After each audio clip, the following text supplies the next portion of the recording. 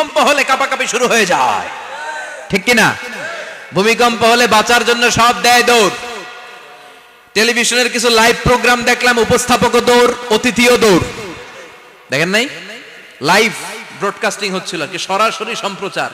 যখন দেখা যাচ্ছে চেয়ার কাঁপতেছে, উপস্থাপক দৌড়, আর মেহমানরা বসে আছে মাইক নিয়ে। কিছুক্ষণ পরে আরো কাঁপাকাঁপি বেড়ে গেল, মেহমানও দৌড়। কথা কন?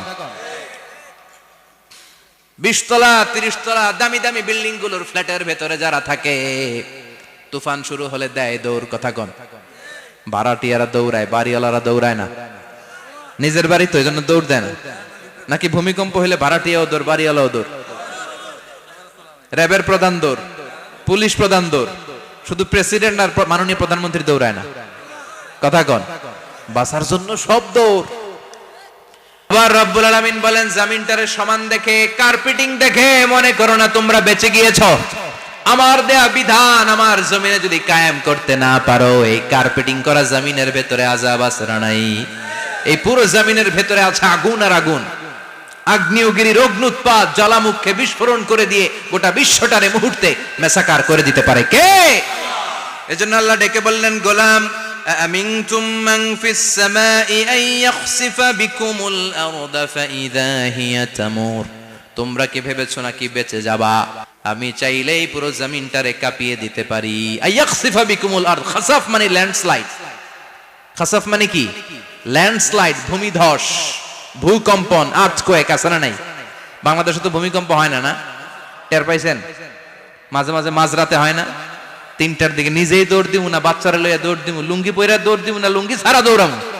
কথা কম। এই ভূমিকম্প আছে না নাই? আল্লাহ বলে, মনে করো না জমিনটা সমতল, কার্পেটিং করে দিয়েছি। এই কার্পেটিং এর ভিতরেও আগুনের দলা আছে না নাই? আবার আল্লাহ বললেন, আমিনতুম মান ফিস সামাই আন ইউরসিলা আলাইকুম হাসিবা। নিচে যেমনি কার্পেটিং করা জমিনের ভেতরে অগ্নুৎপাত রেখে দিয়েছি, মাথার উপর থেকে আযাব দেওয়ার সুযোগ আছে না নাই? চাইলে আল্লাহ অগ্নি বৃষ্টি দিতে পারে, আগুন বৃষ্টি দিতে পারে, ঠান্ডার বজ্রপাত দিতে পারে। জন্য নিজ দিয়ে তিনি যেমনি আযাব দিতে পারেন, ভূমিকম্প দিতে পারেন, জলোচ্ছ্বাস দিতে পারেন, উপর থেকে তিনি শিলাবৃষ্টি দিতে পারেন কি পারেন না? মাইথার দিয়ে কখনো শিলাবৃষ্টি হয়েছিল? হ্যাঁ, ফসল ক্ষেত শেষ করে দেয় না? ছাগল টাগল মরে যায়।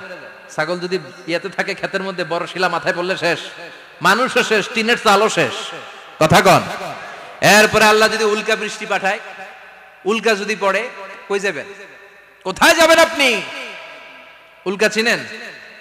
মহাশূন্যে বিশাল পাথরের খণ্ড ঘর্ষণ খেয়ে পৃথিবীর ভেতরে ঢুকে যায়।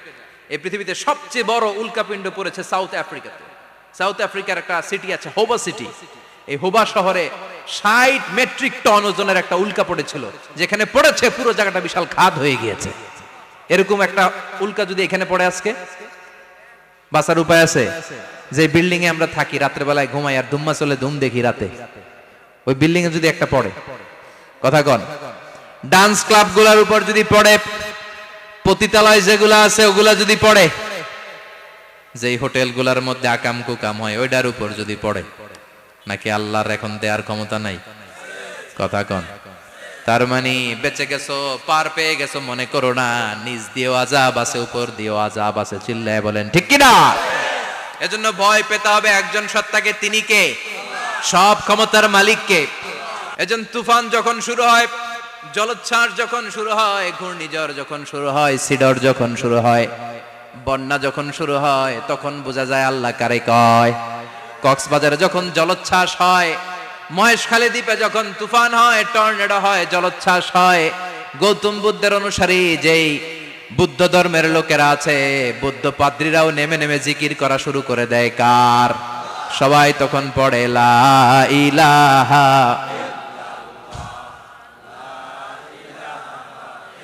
লা ইলাহা ইল্লাল্লাহু মুহাম্মাদুর রাসূলুল্লাহ সাল্লাল্লাহু আলাইহি ওয়াসাল্লাম। বিপদে পড়লে বোঝা যায় আল্লাহ কারে কয়। আমি একবার বিপদে পড়ছি, বরিশাল গিয়েছিলাম, বাসে ফিরে আসতেছি লঞ্চে, ওই লঞ্চে তুফান হয়েছিল। তখন বুঝলাম যে কি ভয়ঙ্কর অবস্থা।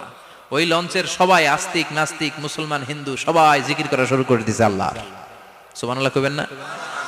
লঞ্চ যখন কেঁপে ওঠে, সবাই বলে বাঁচাও। আমি কইলাম কে বাঁচাইবে ওকে? হুজুর আপনি বাঁচান। আমি বললাম তাইলে আমারে বাঁচাইবো কেডা? কয় আল্লাহ। আল্লাহ ছাড়া বাঁচাতে পারে কেউ? তখন তারাও বাধ্য হয়ে পড়ে আল্লাহু আকবার। তাহলে বোঝা গেল আমাদের কোনো ক্ষমতা টমতা কিচ্ছু নাই, আসল ক্ষমতার মালিক একজন। চিল্লায় বলেন তিনি কে?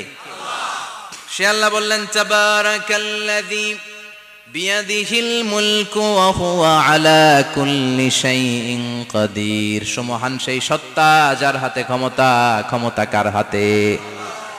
সব ক্ষমতার মালিক আল্লাহ। তবে আমাদেরকেও আল্লাহ কিছু ক্ষমতা দিয়েছে, এটা লিমিটেড। এটা কি? যেমন এই যে মাননীয় প্রধানমন্ত্রী ওনার দল নিয়ে বাংলাদেশ আওয়ামী লীগ নিয়ে যে ক্ষমতায় আসলেন, কয় বছরের মেয়াদে? কোন কোন দেশে ক্ষমতায় আসে 10 বছরের মেয়াদে, আছে না নাই? আল্লাহ আসছে কয় বছরের মেয়াদে? 30 বছর, 40 বছর। আল্লাহর ক্ষমতার মেয়াদ 100 বছর। এরপরে রিনিউ করা লাগবে। এটা কথা বলেন। আল্লাহ বলেন হুয়াল আউয়ালু ওয়াল আখিরু ওয়াল যাহিরু ওয়াল বাতিন ওয়া হুয়া বিকুল্লি শাইইন আলিম। আমি প্রথম, আমি শেষ, আমি প্রকাশ্য, আমি গোপন। ঠিক কিনা?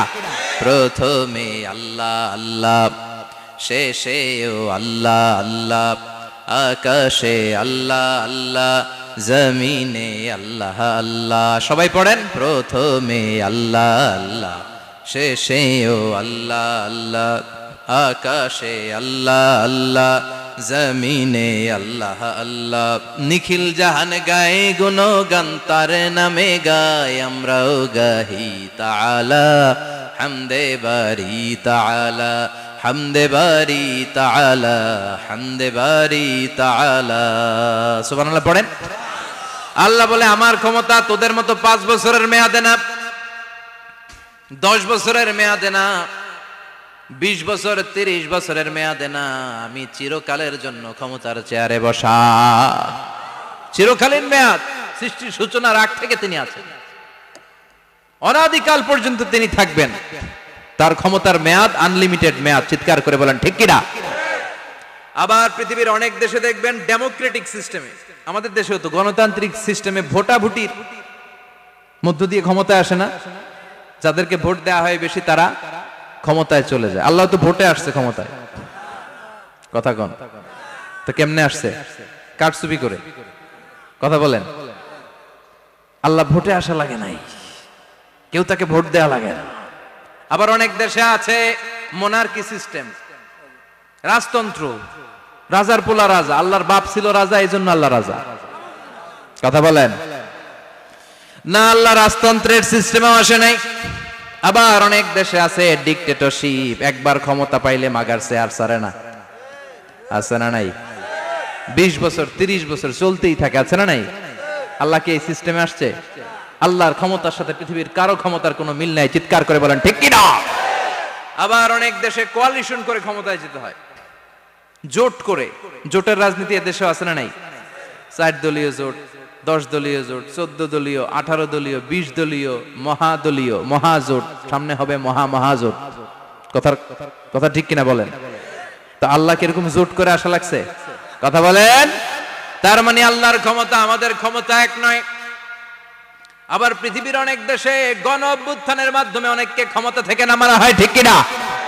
গণ অভ্যুত্থান হয় না, সেনাবাহিনীরা কু করে না, মিলিটারি কু করে ক্ষমতা থেকে নামায়। তো আমরাও যদি আল্লাহর বিরুদ্ধে একটা আন্দোলন করি, আল্লাহ তো নেমে যাবে, নামানো যাবে না? আচ্ছা আমরা পারলাম না, জিনেরা যদি আমাদের সাথে যোগ দেয়, মানুষ জিন ভাই ভাই, আল্লাহর রক্ষা নাই। কথা বলেন, তাও পারা যাবে না। ফেরেশতারাও যদি কয় আমরাও মানি না, তাইলে তো শেষ আল্লাহর গদি। আল্লাহ বলে গোটা বিশ্বের সবাই মিলে যদি আমার বিরুদ্ধে আন্দোলনে নেমে যাস, আমার ক্ষমতার বিরুদ্ধে যদি মিছিল দেয়া শুরু করে দিস, আমার ক্ষমতার 1 ইঞ্চিও কমাতে পারবি না। সুবহানাল্লাহ পড়েন। এজন্য আল্লাহ বললেন তাবারাকাল্লাযী বিয়াদিহিল মুলকু ওয়া হুয়া আলা কুল্লি শাইইন কাদির। সুমহান সেই সত্তা যার হাতে ক্ষমতা, ক্ষমতা কার হাতে?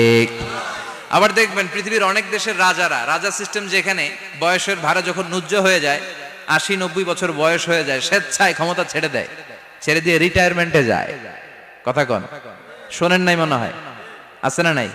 অনেক রাজা স্বেচ্ছায় ক্ষমতা ছেড়ে দিয়ে রিটায়ারমেন্টে যায়, বয়সের ভারে নুজ্জ। তো আল্লাহ তো ওই কবে থেকে ক্ষমতায়, বুড়ো হয়ে গেছে না? কথা কন। এখন আল্লাহর চলতে লাঠি লাগে, আগের মতো ক্ষমতা নাই, চোখে সানগ্লাস লাগে, পাওয়ারওয়ালা গ্লাস ছাড়া আল্লাহ মনে হয় দেখে টেকে না। কথা কন। যে ফেরাউনকে আল্লাহ সাগরের জলে ডুবিয়ে মারলো, যেই নমরুদকে আল্লাহ শেষ করে দিল, যেই কারণকে আল্লাহ শেষ করে দিল, সে আল্লাহ আজও আগের ক্ষমতা নিয়ে আছে না নাই? এজন্য বিয়াদিহিল মুলক, তার হাতে ক্ষমতা। ওহুয়া আলা কুল্লি শাইইন কাদির, তিনি চাইলে সব করতে পারেন। তিনি রাজারে প্রজা বানাতে পারেন, প্রজারে রাজা বানাতে পারেন, ধনীরে গরিব বানাতে পারেন, গরিবরে ধনী বানাতে পারেন। তিনি সাগরকে মরুভূমি করতে পারেন, মরুভূমিকে দরিয়া করে দিতে পারেন। তিনি কে? ওয়াহুয়া আলা কুল্লি শাইইন কাদির, তিনি যেটা চান সেটাই করতে পারেন। চিল্লায় বলেন ঠিক কিনা?